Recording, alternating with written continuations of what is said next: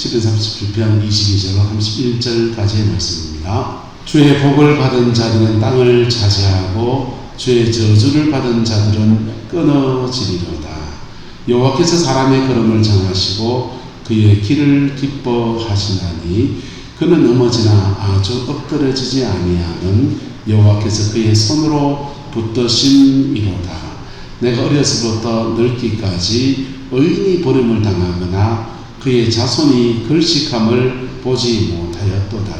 그는 종일토록 은혜를 베풀고 구워주니 그의 자손이 복을 받는도다. 악에서 떠나 선을 행하라. 그리하면 영원히 살리니 여호와께서 정의를 사랑하시고 그의 성도를 버리지 아니하심이로다. 그들은 영원히 보호를 받으나 악인의 자손은 끊어지리로다. 의인이 땅을 차지하며 거기서 영원히 살리로다. 의인의 입은 지혜로우며 그의 혀는 정의를 말하며 그의 마음에는 하나님의 법이 있으니 그의 걸음은 실족함이 없으리로다. 아멘. 우리는 명절을 이렇게 보내었습니다. 보내고서 어떻습니까? 기쁘고 감사하고 맛있는 거 먹고서 소풍 갔다 오고 좋은 기만 했습니까? 마음은 편에 무거운 짐을 지고 혹시 오셨습니까? 저 명절에 갈 때마다 집안의 기도 제목을 한 가지로 제가 짊어지고 옵니다. 저는 형님은 아직 예수를 안 믿으시거든요. 예수 안 믿는 형님에 대한 기도의 제목과 그리고 동생네가 늘 좀 걱정되는 부분이 있어서 그것 때문에 그렇고 가족들의 기도 제목을 한 집을 짊어지고 가요. 저희 어머님은 제 짐을 또 한 짐을 짊어지고 그렇게 계십니다. 저는 어떻게 살 것인가 한편 위로하기도 하고 안아주기도 하고 그러시더라고요. 각각 서로에게 짐을 지우기도 하고 또 짐을 지기도 하고 그렇게 인생을 살아갑니다. 명절을 맞고 온 저와 여러분들은 이 무거운 짐들이 예수님 앞에서 풀어지고 주님 안에서 기도의 제목으로 성화되어지는 은혜가 있게 되기를 예수님의 이름으로 축복합니다. 그러기 위해서 우리가 몇 가지를 알아야 합니다. 오늘 본문에 의인의 자손과 악인의 자손에 대한 얘기를 합니다. 그리고 의인의 자손은 복을 받는다라고 말합니다. 그 복이 무슨 내용인지는 좀 이따 나누겠지만 어쨌든 의인의 자손은 뭘 받는다? 복을 받는다 합니다. 그럼 의인의 자손은 왜 복을 받는가? 왜냐하면 역사를 주관하시는 분이 누구시기 때문에 하나님이십니다. 세로는 신인 누군가가 세상을 주관하는 것 같고 그런데 이상합니다. 시간을 지나놓고 한참을 보면은 역사를 주관하시는 분은 누구시다? 하나님이시다. 인생을 살면서도 목회를 하면서 성경을 읽고 짧은 인생 아직 60이 안 됐습니다. 살아가면서 제 나름의 몇 가지 철학이 생겼습니다. 첫 번째는 역사를 주관하시는 이는 하나님이시다. 역사를 주관하시는 이가 하나님이시니까 누구 사람 눈에 누가 힘센 사람, 뭐한 사람 저는 잘 비비지도 못하고 싸바싸바라 그렇죠. 세상 말로. 그러고도 잘 못하고 그냥 묵묵하게 내 길을 걸어간다. 그렇게 살았습니다. 두 번째는 역사를 주관하시는 그 하나님은 무슨 원칙을 따라서 복을 주시고 뭘 따라서 징벌하실까? 하나님은 두 번째 원칙은 심고 거두는 원리를 따라서 뭐 하신다? 동의하십니까? 심고 거두는 원리를 따라서 복을 주십니다. 그래서 이 말씀을 보니까 이 두 번째 원칙을 세워놓고 보니까 저는 예수 안 믿는 가정에서 자라서 저희 아버지가 대학 4학년 때 예수를 믿었습니다. 불신가정 출신에 하나님 앞에 심어놓은 것 하나도 쥐뿔도 없더라고요. 그래서 지금까지 인생을 살면서 결혼해 나가면서 나는 하나님 앞에 심고 간다. 자리비가 적으면 적은 대로 하면 한 대로 늘 그냥 심는다는 마음을 가지고 지금까지 걸어왔어요. 자, 그런데 하나님은 역사를 주관하시는데 왜 의인의 자녀에게 복을 주시느냐? 의인의 삶을 축복하셔야 됩니까? 안 하셔야 됩니까? 역사를 주관하시는 분이 하나님이시고 의인에게 축복하시는 것. 의인에게. 의인에게 축복하시는데 오늘 본문에서는 의인이 받는 복을 5가지를 말합니다. 앞에 37편에 전체를 다 말하면 더 많이 있는데 우리가 읽은 본문에서는 5가지가 나옵니다. 첫 번째는 땅을 차지하고 그 땅에서 누리는 은혜를 주신다. 사람이 뭔가를 차지하는 건 좋은데 그 차지하고서 못 누리는 사람이 있습니다.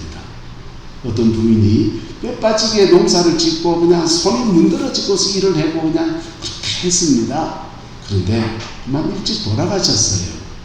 남편 되시는 분은 좀 한량처럼 지냈는데 마누라가 죽고 나니까 열심히 일하는 그 마누라가 없으니까 외로우니까 재혼을 했습니다.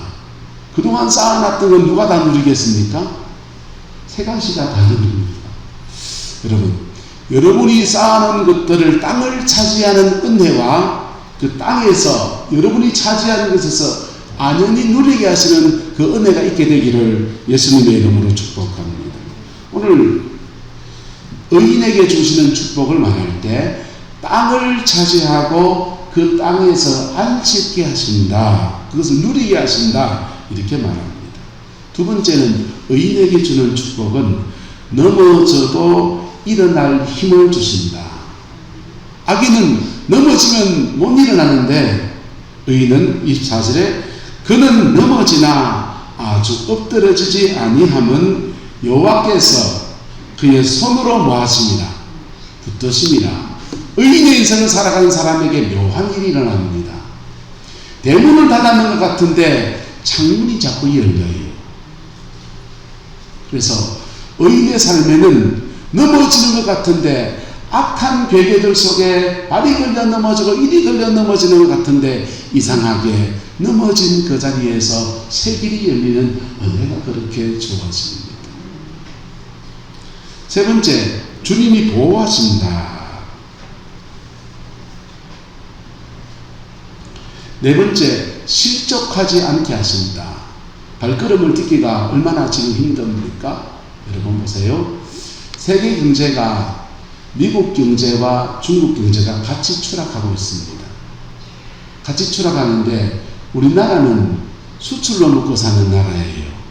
그 나라가 잘 살아야, 그 나라 경제가 잘 돌아가야 우리나라 물건들을 수출을 받아서 수입을 해서 우리는 수출해서 먹고 사는데 수출이 안 되는 겁니다.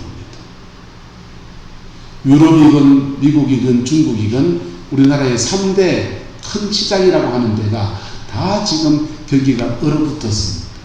그래서 나라 경제가 다 안 좋은 거예요. 그래서 돈을 가지고 있는데 이 돈을 부동산에 투자할까? 인구가 자꾸 줄는데 그건 부동산은 안 좋겠네. 주식에다 투자할까? 주식은 경기가 안 좋으니까 오르지 않을 것 같고 그럼 어디다 투자해야 됩니까?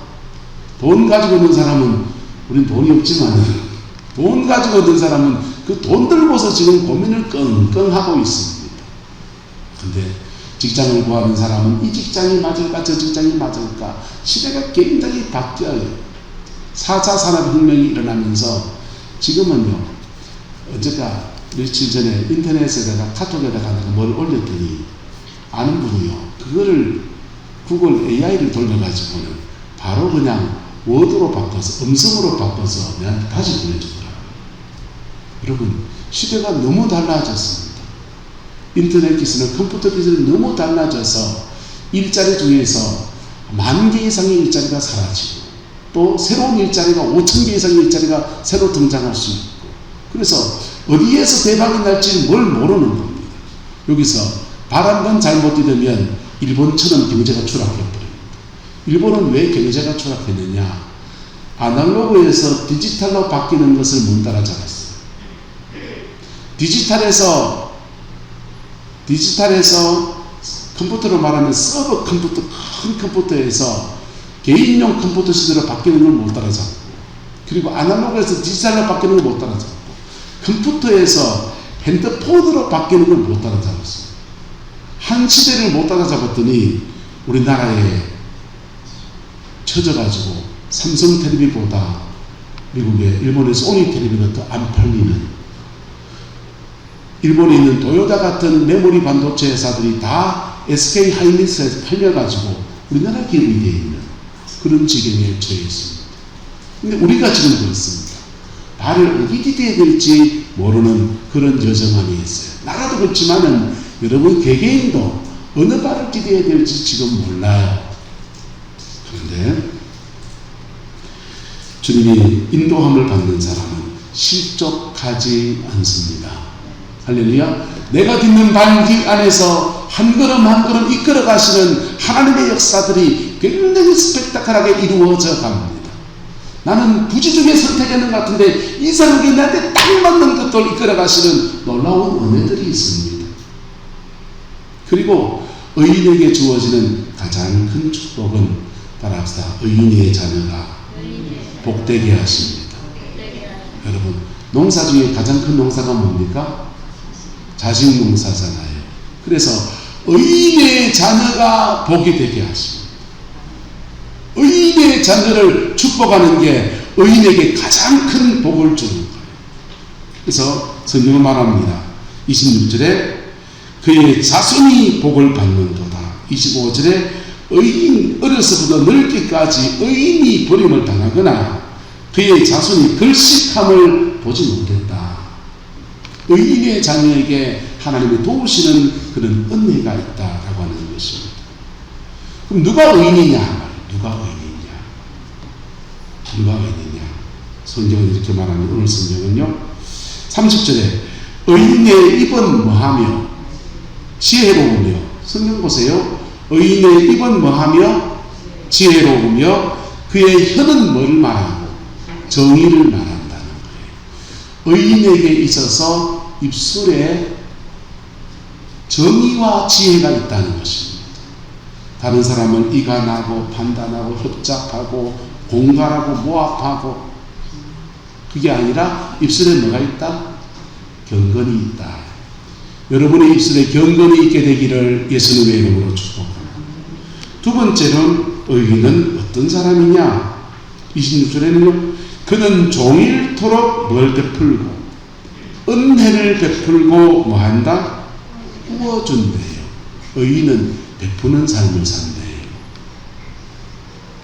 세 번째, 의인은 어떤 사람이냐? 31절에 나옵니다. 그의 마음에는 뭐가 있고 하나님의 법이 있고, 성경에서 전하는 겁니다. 그의 마음에는 뭐가 있고 하나님의 법이 있고. 여러분 물어봅시다. 내 마음에 하나님의 법이 있고 내 생각 안에, 사모님 핸드폰 좀 꺼줘서 진동으로 바꿔드리세요. 내 마음과 생각 안에 이 말씀이 들어와 있다는 거예요. 들어와 있다고 이거 다 지켜냅니까? 다 지켜냅니까? 목회를 하다 보니까요, 나도 다 못 지키고 여러분도 다 못 지켜요. 근데요, 성도님들이 좀 그래요. 목사님은 다 지켜주길 바래요. 제자분들 다 못 지켜요. 우리 다 알잖아요. 인간이 다 죄인이니까. 근데도 마음에 뭐가 있다?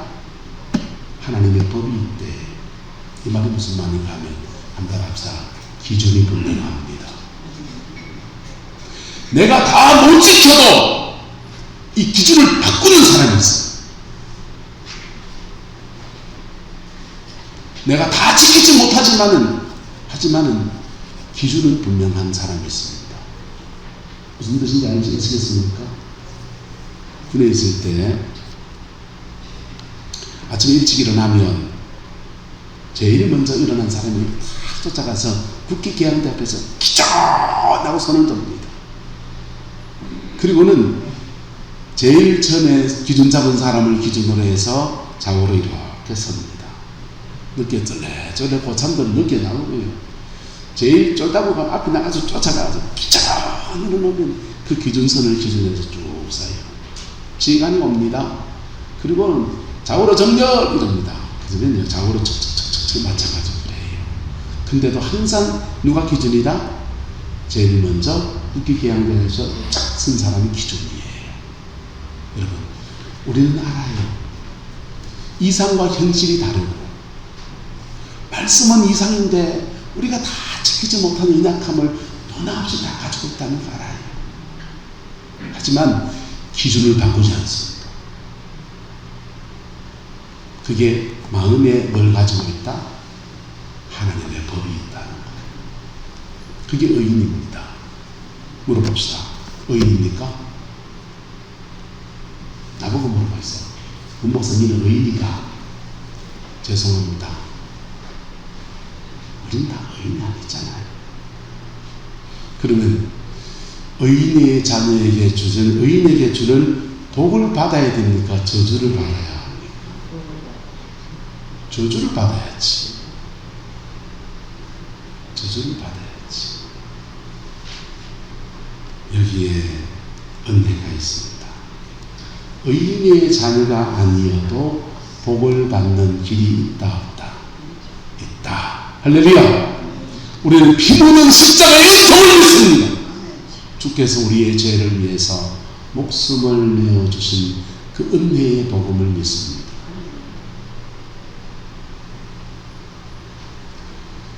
의인의 자녀가 받을 복들이 여러분의 가정 안에 충만하기를 예수 이름으로 축복합니다. 바로 이 말씀 붙들고 가는 사람, 여러분의 입술에 정의와 지혜가 있습니까?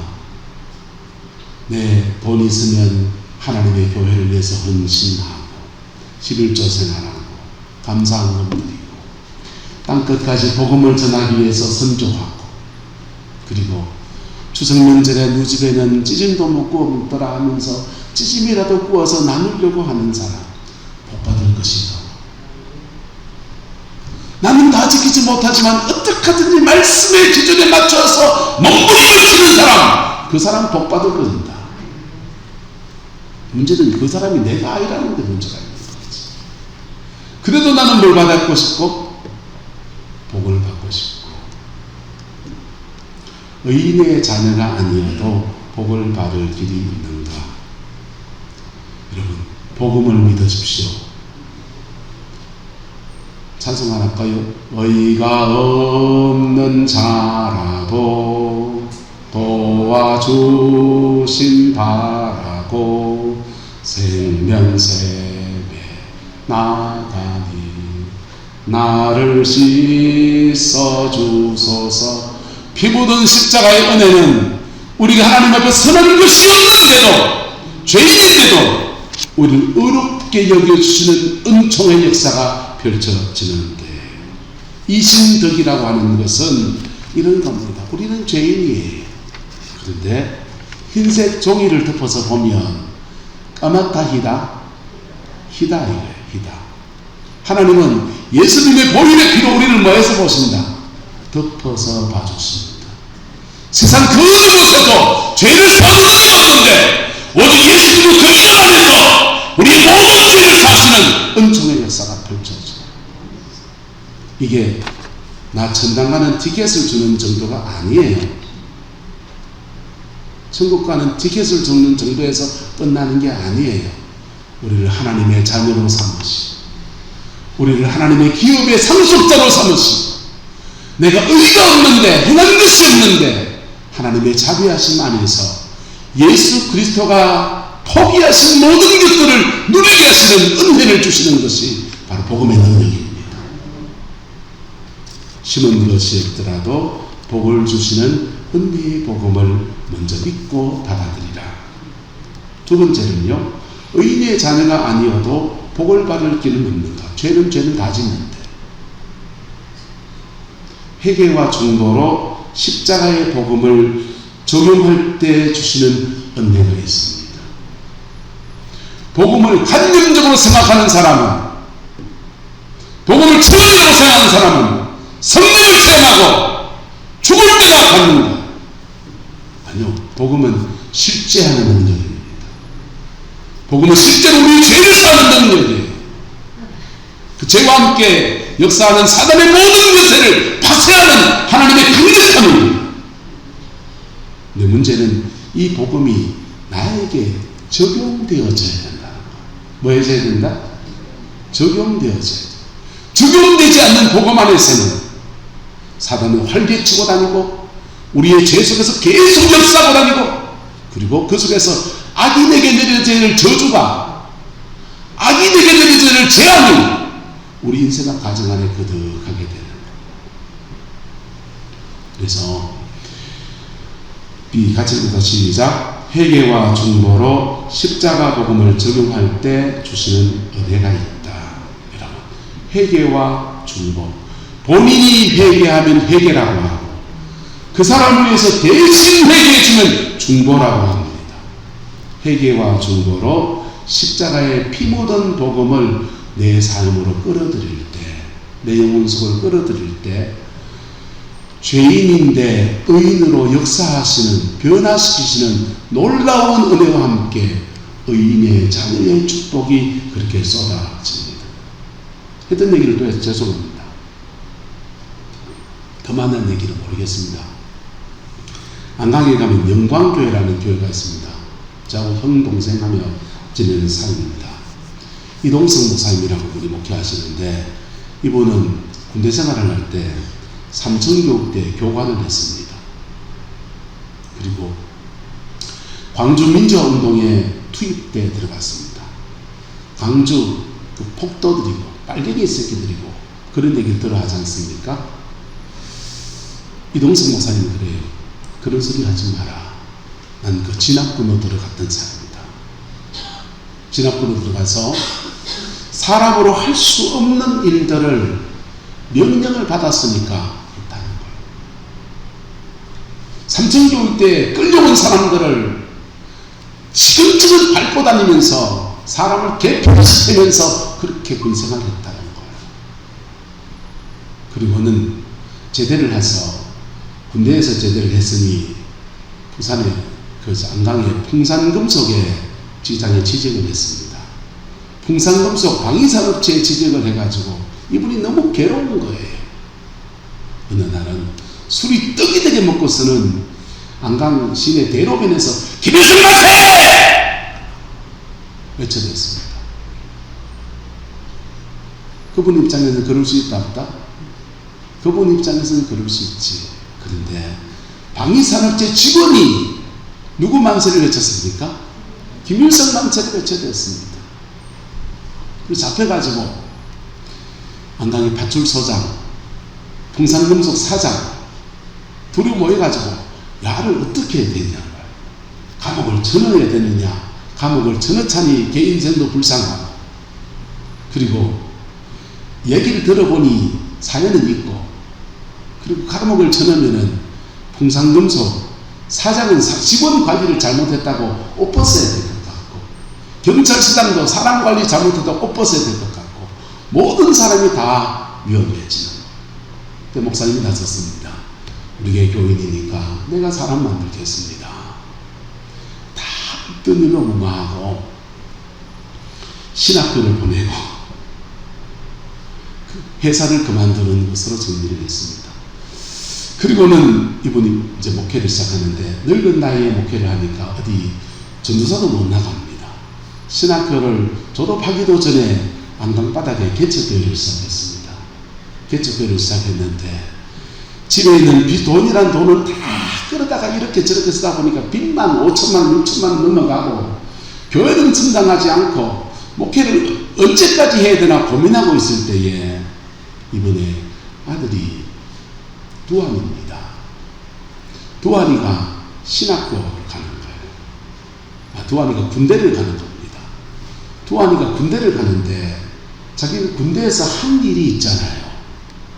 내가 심은 대로 거두는데 내 자식이 거둔다면 어떻게 될 것인가, 아찔한 겁니다. 이리 밟히고 저리 밟히고, 사람을 광주에 가서 찔러 죽였는지 말은 안 하는데 아마 그럴 수도 있을 것 같아요. 그랬던 군생활을 우리 아이가 그대로 당한다고 생각하니까 너무 끔찍한 겁니다. 아들을 군에 보내놓고 이동성 목사님이 성경 말씀을 배운 데 있어서 그때부터 안 하던 짓을 시작합니다. 회개를 시작하는 겁니다. 책상 하나 펴놓고 아주 종일 회개합니다. 하나님, 내 군대에서 이것도 잘못했습니다. 저것도 잘못했습니다. 펑펑 울고 회개하고, 그리고는 일주일에 한 번씩 아들한테 편지 써요. 아들아, 걱정되니까 누가 네 패는 놈 없나? 패는 놈 있으면 내가 가서 잡아 죽일 거다. 막 그러면서 힘이 되는 얘기들을 하면서 편지를 씁니다. 근데 그 아들이 무사히 제대했습니다. 그래요? 놀라운 일은 그렇게 그 아이 제대할 때까지 2년의 시간을 그렇게 보내고 난 뒤에 이 목사님에게는 성령의 능력이 임하기 시작합니다. 성령의 능력이 임해서 자기가 군생활할 때 일어난 일들과 자기가 했던 죄악던 것들과 자기 아들 위해서 기도했던 것들을 어디 가서 간증하기만 하면 막 사람들이 펑펑 옵니다. 남자들이 펑펑 울어요. 아버지가 도대체 무엇인가에 대한 진지한 고민이 일어나고, 전국에 남전도의 부흥회 헌신예배 단골 강사가 됐습니다. 강사를 이렇게 다니다 보니까 교회도 부르기도 하고 아버지 학교에서 부르기도 하고 때로는 기업체에서 직원들 교육용으로 부르기도 하고, 죄송합니다, 속되게 말해서 주머니가 짭짤해지는 겁니다. 그래서 교회에 빈 진빚 다 갚고, 그리고 하나님의 은혜가 덧입혀져서 재작년에는 경동로에 노회장을 하셨습니다. 가까이 경동로에. 그리고 그렇게 아들 위해서 열심히 중보했던 그 아들은 경북대학교에 나와서 신학을 해서 지금 목사님이 되어 있습니다. 제 제자입니다. 걔가 어릴 때 제가 가르쳤습니다. 가끔씩 전화 통화할 때마다 서로 그렇게 마음을 나누는 사이가 됐습니다. 여러분, 의인의 자녀가 아니어도 복받는 길이 있습니다. 복음이 여러분의 삶에 적용되어지기를 예수님의 이름으로 축복합니다. 본인이 회개해야 돼요. 또는 본인이 회개 안 하면 대신해서 회개하는 것을 중보라고 합니다. 중보자가 붙어야 합니다. 의인의 자녀가 아니어도 복을 받는 길이 있는가? 별 수 없습니다. 다음 길은요, 내가 의인의 자녀가 아니니까 나부터 시작하는 겁니다. 나부터 먼저 믿음으로 심는 삶들을 살아가는 겁니다. 내가 심는 세대로 가면 다음 세대에는 거두는 때가 오겠지 하면서 그 길을 묵묵히 가는 겁니다. 의인의 자녀가 아니어도 복을 받는 길이 있는가? 영적 전쟁을 좀 배우셔야 됩니다. 의인의 자녀가 아닌 사람들에게, 악인에게는 온갖 더러운 어둠의 영들이 죄와 상처를 타고서 내 삶의 자리 안에 막 바위가 박혀 있습니다. 그것을 싸워 이겨나갈 수 있는 원리도 배워야 되고 근성도 배워야 합니다. 한 따라서 찔긴 놈이 이긴다. 예수 믿는 사람의 영적 전쟁의 가장 큰 원칙은 뭐냐면 우리는 복음을 가진 사람이에요. 내가 포기하지 아니하고 끝까지 가면 나가 떨어지겠습니다. 찔긴 놈이 이깁니다. 여러분, 가정과 가정 안에서는 저는 가정 상담을 전공했습니다. 가정과 가정 안에서는 묘한 게 있습니다. 부모가 아버지 역할 잘하고 어머니 역할 잘하고, 그리고 자녀들이 자녀로 세워 가져가는 것을 순기능 가정이라 그래요. 뭐라고 한다고요? 순기능 가정. 엮이는 가정이 있습니다. 엮이는 가정은 아버지가 어머니 노릇하고 어머니가 아버지 노릇하고 둘이 맨날 싸우고 엮이는 가정이 되어버리는 거예요. 세상에서 말씀 지키는 사람들은 대부분 엮이는 가정 출신입니다. 교도소 가 있는 사람들 90% 이상이 엮이는 가정 출신들이에요. 네, 그렇게 옛말에 속되게 좀 말해봅시다. 서방복 없는 여는 뭐도 없다? 자식복도 없다 그럽니다. 왜? 서방복 없는 여자는 자식복이 더 있어야 되잖아요. 그래야 노년에 잘 살지. 근데 서방복이 없는 사람은 왜 자식복이 없느냐? 자녀는 엮이는 가정에서 자라났거든요. 서방복이 없는 사람. 아버지가 아버지 역할을 못해주는 그 남편 데리고 아무리 힘들게 살지만은 그 자녀 또한 아버지 노릇 제대로 못하는 아비 때문에 너무너무 힘들게 살았거든요. 공부도 제대로 못했고 제대로 뭘 해주지도 못했고, 그래서 인생에 마진이 없어요. 지 인생을 살아갈 힘도 없어요. 그래서 엮이는 가정의 출신들은 세상에 나가서 지 몫을 못하고 맨날 그래 사는 겁니다. 그러니까 서방복 없는 여자는 뭐도 없다. 자식복도 없어지는 거죠. 근데 저와 여러분은 뭘 가지고 있습니까? 복음 가지고 있습니다. 뭘 가지고 있다고요? 복음. 옆 사람 축복합시다. 당신에게는 복음이 있습니다. 복음은 세상을 창조하신 하나님의 권세와 능력이고, 복음은 우리 모든 일을 사시는 예수 그리스도의 강력한 은혜이고, 보혈의 피의 권세이고, 복음은 우리 속에서 격동하면서 성령의 능력의 거듭함으로써 사단의 세계를 파괴하는 강력한 성령의 능력이에요. 그걸 가져오는 것이 복음입니다. 이 복음의 문제는 그리스도인들이 자기의 삶에 적용하지 않는다는 겁니다. 그리스도인들이 자기의 삶에 적용하지 않는다는 거예요. 적용하지 않는 복음은 아무 소용이 없습니다. 제가 처음 교육전사를 나갔을 때 여름 성경학교를 들었습니다. 여름 성경학교하고 너무 피곤하고 지쳐서 좀 쉬었으면 좋겠다 싶을 때 선교 한국대회에 올라갔습니다. 좀 쉬러 갔습니다. 찬양 열심히 하고 그날 충전하고 쉬러 갔습니다. 근데 선교 한국대회 가서 첫날 참 묘한 꿈을 꿨습니다. 무슨 꿈을 꿨냐면 제가 M16 총을 가지고 있는 거예요. 군에 갔다 오신 분 알죠? M16 총. 그 총을 가지고 있는데 문제는 이 총에 총알이 하나도 없네요. 총알 없는 비총이 무슨 소용이 있습니까? 그리스도인들은 하나님이 주는 은혜 아래서 하나님의 자녀라고 하는 신분의 권세가 있습니다. 그걸 익수시아, 자녀의 권세라고 합니다. 자녀의 권세를 가지고 믿음의 시험을 하다 보면 우리에게는 성령님이 주시는 능력으로 덮여져요. 그걸 두나미스, 능력이라고 합니다. 한번 따라합시다. 자녀의 권세, 성령의 능력.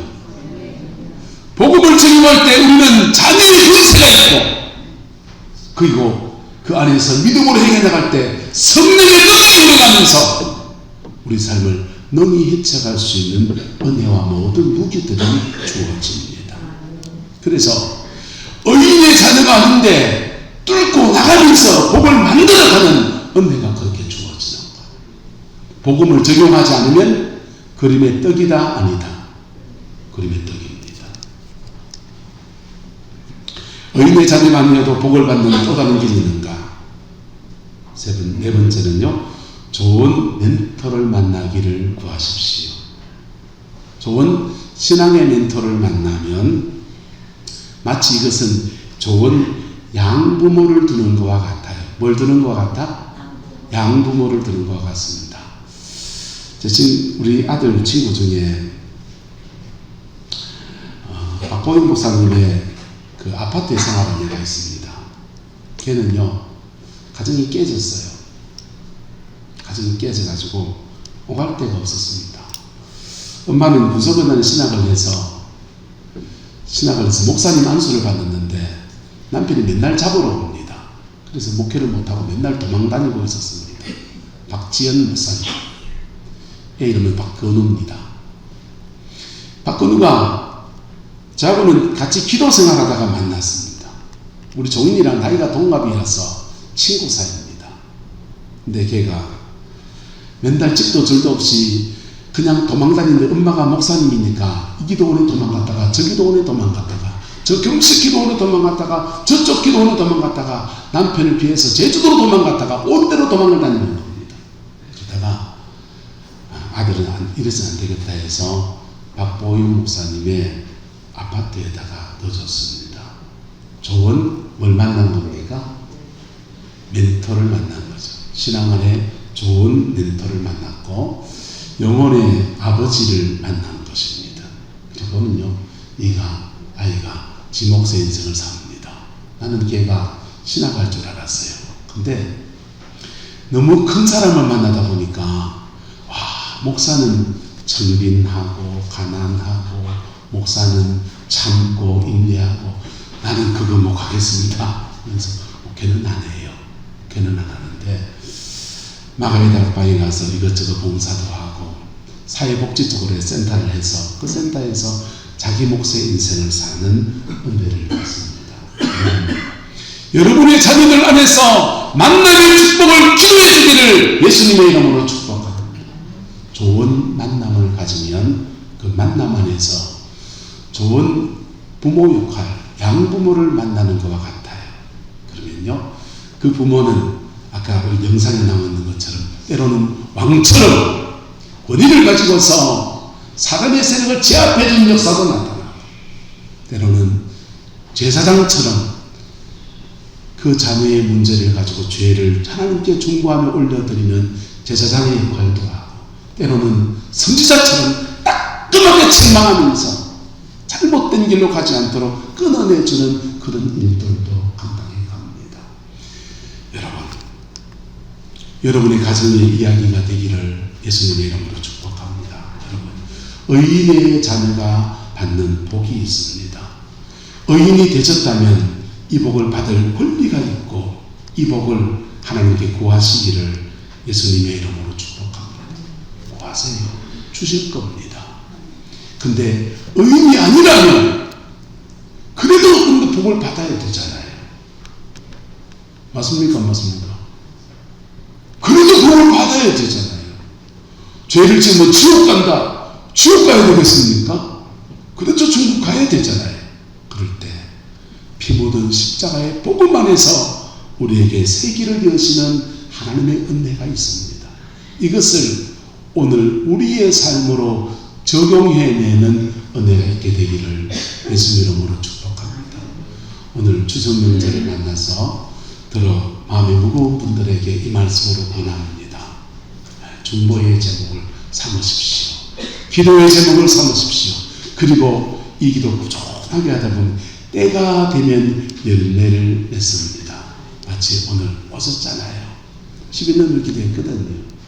함께 믿음 안에서 세워지고 가정과 삶의 자리 안에 의인의 자손의 축복과 회개하고 용서받은 의인의 축복이 여러분의 가정을 덮어주시기를 예수님의 이름으로 축복합니다. 기도하겠습니다. 좋으신 아버지 하나님, 명절을 맞은 우리의 마음이 여러 가지로 마음이 무거운 것들이 너무 많습니다. 우린 죄도 있고 우린 상처도 있고 판단과 정죄도 있고 입술이 부정하고 한 행실이 올바르지 못하고 기준이 모호하고 말씀이 우리 마음을 잊지 아니하고 온갖 죄인의 모습이 우리 안에 가득합니다. 그러나 예수 그때 보혈로 우리를 덮어보시는 주님의 은혜를 바라봅니다. 의가 없는 자라도 도와주실 리가 십자가 예수 그리스도이심을 인정합니다. 그 은혜 앞에 주의 긍휼을 구하며 나갑니다. 오 성령님, 우리를 받아주시고 하나님의 그 영광으로 인을 쳐 주옵소서. 여호와께서 한없는 은혜와 사랑으로 함께해 주시기 원합니다. 예수님의 이름으로 축복하며 기도드리옵나이다. 아멘. 지금은 우리 구주 예수 그리스도의 은혜와 우리 하나님의 그 크신 사랑과 성령 하나님의 내주교통 역사, 충만하신 역사가 오늘 믿음으로 예배를 드리고 주님의 얼굴을 구하는 성광의 모든 성도들 위해 의인이 아니어도 의인에게 주는 복을 사모하며 하나님의 은총 앞에 나가는 죄의 백성 모두들 위해, 자녀손들 위해 지금부터 영원토록 함께 계시기를 간절히 축원하옵나이다.